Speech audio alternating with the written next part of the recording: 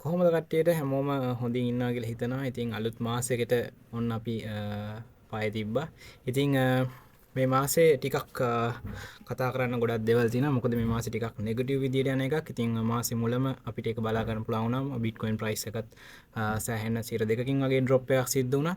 ඉතින් මම මීට මාස දෙකකට විතර කලින් මෙන්න මේ වීඩියෝ එක කරා බිට්කොයින් ඇනලිස් එකක්. මේකෙදි මම ස්ට්‍රැටජි එකක් තමයි ඔයාලත් එක්ක ෂෙයා කරගත්තේ. ගිය පාර තියෙන මෙන්න මේ ට්‍රෙන්ඩ් එකත් එක්ක මෙන්න මේ පාර ට්‍රෙන්ඩ් එක සම වගේ ටිකක් යනවා. පොඩි වෙනස් වීම් තියෙනවා. නමුත් ස්ටෙප්ස් ටික ටිකක් ඒ වගේ යනවා කියලා. ඉතින් එතනදී මම ඔයාලට මෙන්ෂන් කරපු දෙයක් තමයි බිට්කොයින් ප්‍රයිස් එක මෙන්න මේ හරියේදී මේ හරියට විතර ඩ්‍රොප් වෙන්න පුළුවන් කියලා. ඉතින් මේ වීඩියෝ එක බලලා නැත්නම් බලන්න පුංචි වෙලාවක් තියෙන වැඩි කාලයක් ගන්න නැතුව ඔයාලට ඒ ගැන අවබෝධයක් ගන්න පුළුවන්. ඉතින් මේ වීඩියෝ එක ගොඩක් වැදගත් වීඩියෝ එකක් වෙනවා.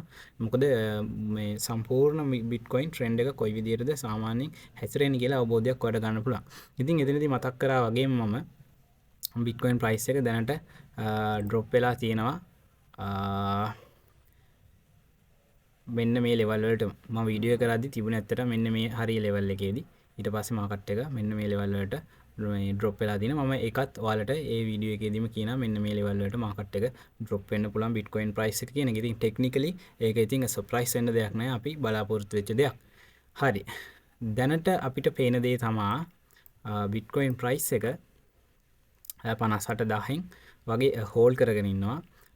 හෝල්ඩ් කරගෙන දැනට බිට්කොයින් ප්‍රයිස් එක 66000න් වගේ රිජෙක්ට් වෙලා තමයි තියෙන්නේ. ඉතින් ඊට අමතරව විශේෂ දෙයක් සිද්ධ වෙනවා. ඒක තමයි මෙන්න මේක. මේ මම ඉන්නේ බිට්කොයින් වීක්ලි chart එකේ. හරිද? ඉතින් වීක්ලි chart එකේ තියෙන විශේෂ දෙයක් තමයි මෙන්න මේ ඩයිවර්ජන්ස් එක. ඔයාලට පේනවා ඇති බුලිෂ් ඩයිවර්ජන්ස් එකක් හැදිලා තියෙනවා. ඉතින් ඩයිවර්ජන්ස් එකක් කියන්නේ සරලව මොකක්ද කියලා කිව්වොත් ප්‍රයිස් එකට විරුද්ධ විදියට ඉන්ඩිකේටර් එක හැසිරෙන ඉන්ඩිකේටර් එක හැසිරෙන එක තමයි ඩයිවර්ජන්ස් එකක් කියලා කියන්නේ. හරිද? එතකොට අපිට බලා ගන්න පුළුවන් RSI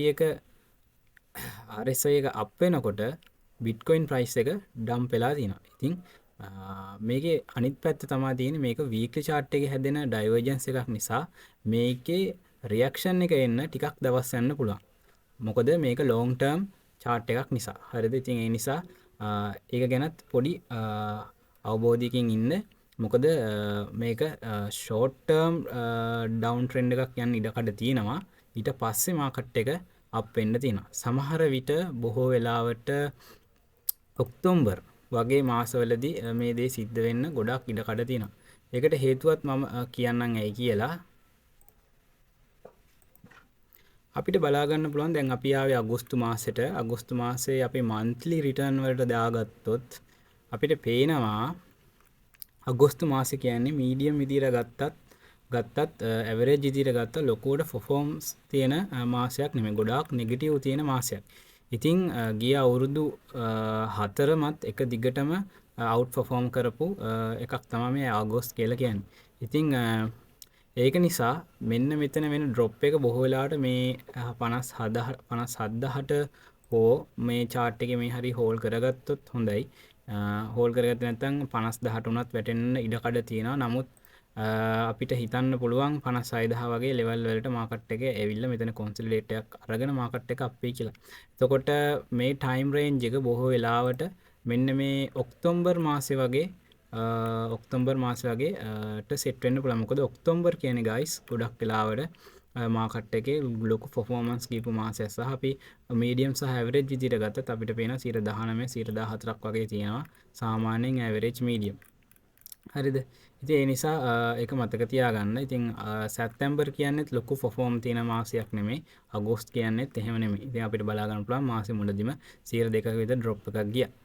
ඉතින් ඒ එක්කම බැලුවොත් අපි බිට්කොයින් ක්‍රිප්ටෝ වල ETF net inflow එකත් අපිට බැලුවොත් ලොකු නෙගටිව් විදියට තියෙන. ඉතින් බිට්කොයින් වලත් ETF net flow එක ගොඩක් නෙගටිව් විදියට තමයි තියෙන්නේ. ඉතින් ඒකෙදි පේනවා institutional money වැඩි කලබලයක් නැතුව මාකට් එක දිහා බලාගෙන ඉන්න ස්වභාවයක් තමයි තියෙන්නේ.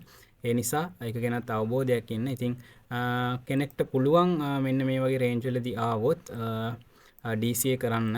ඉතින් ඒ නිසා අවධානයෙන් ඉන්න මොනවද කරන්න පුළුවන් කියලා. ඉතින් මේ කිසිම දෙයක් ෆයිනෑන්ෂල් ඇඩ්වයිස් නෙමෙයි. මේවා এডুকেෂන් පර්පස් සඳහා විතරක් කියන එකත් ඔයගේ ඔළුවේ තියාගන්න. ඔයා යම්කිසි ඉන්වෙස්ට්මන්ට් එකක් කරනවා නම් මේවට ඔයාගේම අධ්‍යයනයක් කරලා ඒ දේවල් වලට මුදල් ආයෝජනය කරන්න කියලා මම ඔයාලගෙන් ඉල්ලනවා. ඉතින් බිට්කොයින් කියන්නේ ඉතාම රිස්කි ඇසෙට් එකක්. හැමතිස්සෙම වොලටිලිටිස් තියෙනවා.